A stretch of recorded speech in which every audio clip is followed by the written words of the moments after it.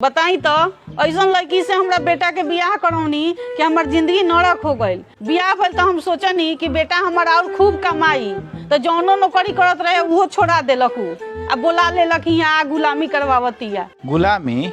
हाँ, एक दिन शिव चर्चा में गौरनी तो आवतनी तो देखतनी कि खाई अपना मर्दा के कमाई ल जाई काहे, खाई अपना मर्दा के कमाई ल जाई काहे। मर्दा के कमी नहीं खुखात, हमरा पेंशन के कमी नहीं खतरू।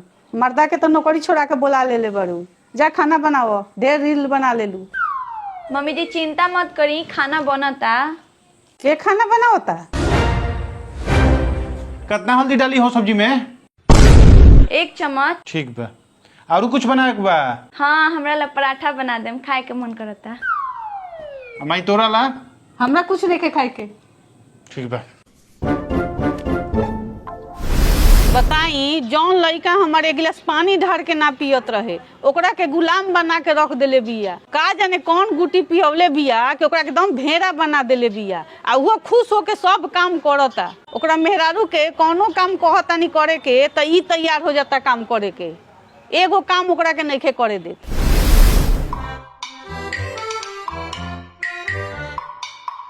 ए किचन में बर्तन पड़ल बा, जाके धो, बाद में रील बनई हो।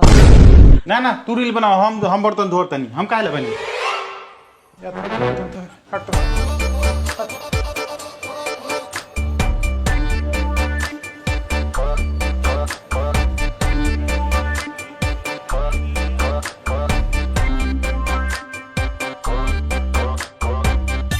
ओकरा बाद सोचनी कि कैसे भी एकरा मेहरारू से काम करवाइए के छोड़े।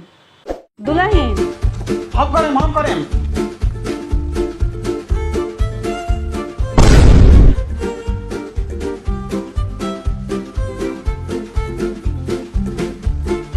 दुल्हन ना ना हम करें।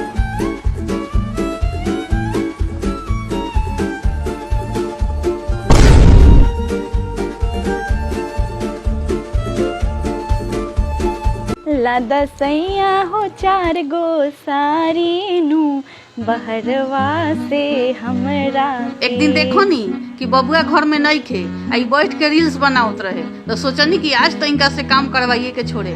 कनिया हाँ मम्मी जी। इन्हें का बुआ की घामा में कपड़ा जराता उठा के रख दी, खाली रील्स बनावला से पेट बढ़ी। ठीक बा, उठा के रख देते। का भइल? अरे तू काम काहे करता रू? हट हम उठात नहीं, हट। देखी ना मम्मी जी हमरा से कितना काम करवाओ तरी, हाथ दुखा गइल हमर। बताओ तो माँ, तू ही बेचारी से काहे काम करवाओ तारू? हम मर गइल बनी काम करेला घर के। काम ना करी हम। ई बेचारी नाजुक फूल नियर बड़ी, काम करी हन। तोरो और शासन नियर नु अपना पतों के सुख बर्दाश्त ना होला। एकदम पता ना का हो गइल बा, तार उम्र जितना बढ़ता उतने। चलो ना जा, हम काम करी।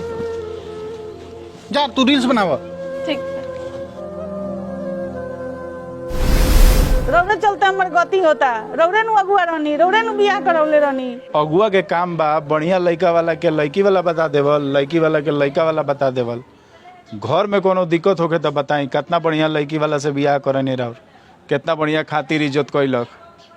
अब लड़की में अगर कमी बा तो एमे अगुआ के गलती नहीं खे, यहाँ लड़की में कोनो कमी नहीं खे, और बेटे सब खुशी खुशी करता, तो एमे अगुआ का करी? हाँ, रौरे गलती बा, रौरे फंसौले बानी, तो रौरे अब एकर उपाय बताई कि कैसे हमारे घर सुधरी या कैसे ठीक होई। अब एमे हम का बताई? रोकी कुछ सोचे दी। और बेटा एगो पंडित जी के यहाँ जाला, कल हम पंडित जी भी गए रहनी न, और बेटो गए रहे, अपना मेहरारू के कुंडली देखावत रहे कि कोनो ग्रह गोचर तो नहीं ओकरा ऊपर। एगो काम कइल जा सकता, वही पंडित जी से कहवा दिया और वह बेटा से।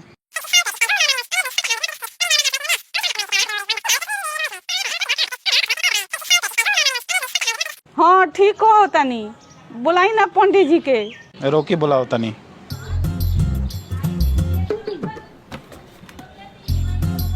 हेलो पंडित जी। हाँ, हमरा लगे आयल रहे मेहरारू के कुंडली लेके, आ पूछत रहे कि देखी तो पंडित जी हमरा मेहरारू पर कोनो ग्रह उरह तो नहीं खे नु, तो हमू देख के बता देनी कि कोनो ग्रह उरह नहीं खे।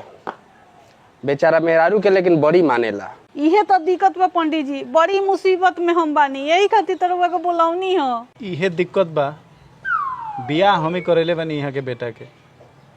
अब देखी कि ऊ अपना मेहरारू के गुलाम हो गइल बा, न कमाए जाता न धमाए जाता, कोनो काम अपना मेहरारू के करे नहीं खेदे। यहाँ के ओकरा मेहरारू के कोनो काम कहतनी तो उहो कम उहे करे लगता। रउआ के बड़ा मानेला, रउआ खाली ओकरा से कह देम नु कि तू अगर मेहरारू के सारा काम करब।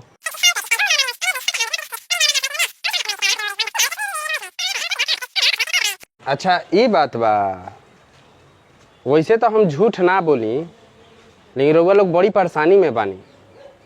इसे रउआ लोग के परेशानी देखते हुए हम झूठ बोलब, जैसे कि परिवार में सुख शांति आ जाओ। बोलाई अपना बेटा के। ठीक बा पंडित जी, हम जातनी बोला के लिए आवे। अरे सासू मरुआ चिंता मत करी ना, और बेटी के एगो काम हम ना करे देवनी, सारा काम हम खुद से करेनी। हाँ बबुआ, हम फूल नियर पल्ले बानी अपना बेटी के। एक गिलास पानी उठा के उनका के ना पिए देत रही नैयर में। तो हमू एक गिलास पानी उनका से ना मांगनी, सब काम हम करेनी, उ खर ना उसकावेली। हाँ बबुआ ठीक करतानी, हम तो रउए के देख के बियाह कईनी कि हमार दामाद हम बेटी के खूब मनी हन।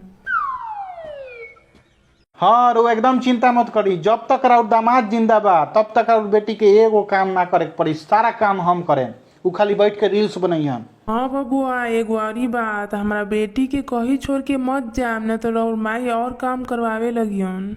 दिल्ली में लागल नौकरी छोड़ के आ गनी हम रउआ बेटी ला, हम कहीं जाए छोड़ के। पंडित जी के बोलौले रहला का, आइल बरन बोलाओ तरन तरह के। हाँ इनकर कुंडली देले रहनी उनका के, तो देख ले लोगिन, हमरा लागत ऐसे आइल लोगिन। चलो पंडित जी के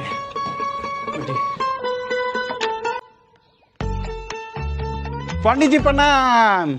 खुश रह बचवा, आनंद रह। इहे बाड़ी इनकर बारे में कल इनकर कुंडली लेकर रही नु अभी देखावे। इहे बाड़ी इनकर कुंडलिया ठीक से देखा नी? हाँ देखनी हो, वही खातिर आइल बानी कि ओमे कुछ दिक्कत बुझाता। इनका कुंडली में लिखल बा कि अगर उनकर मर्द घरेलू काम करी हन तो उनकर आयु कम होई।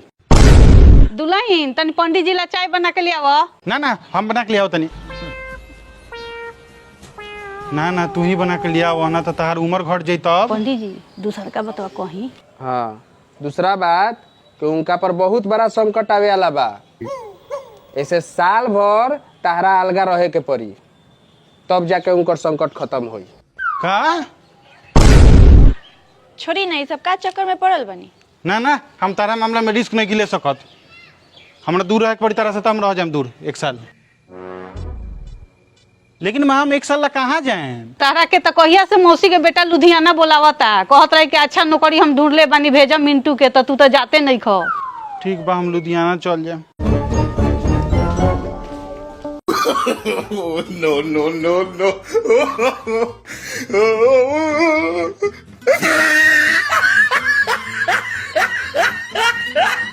वीडियो देखेला दिल से धन्यवाद। अगर वीडियो अच्छा लगल तो लाइक करी, कमेंट करी और शेयर करी। यूट्यूब पर देखा नहीं तो सब्सक्राइब करी, आ फेसबुक पर देखा नहीं तो फॉलो करी। आ वीडियो कैसा लगल नो तनी कमेंट करके बता देम लोग, काहे कि हमने वीडियो बहुत मेहनत करके बनावनी सन, और रउआ लोग एगो कमेंट से तनी हमने के मोटिवेशन मिलेला। कमेंट आ लाइक जरूर कर देम लोग।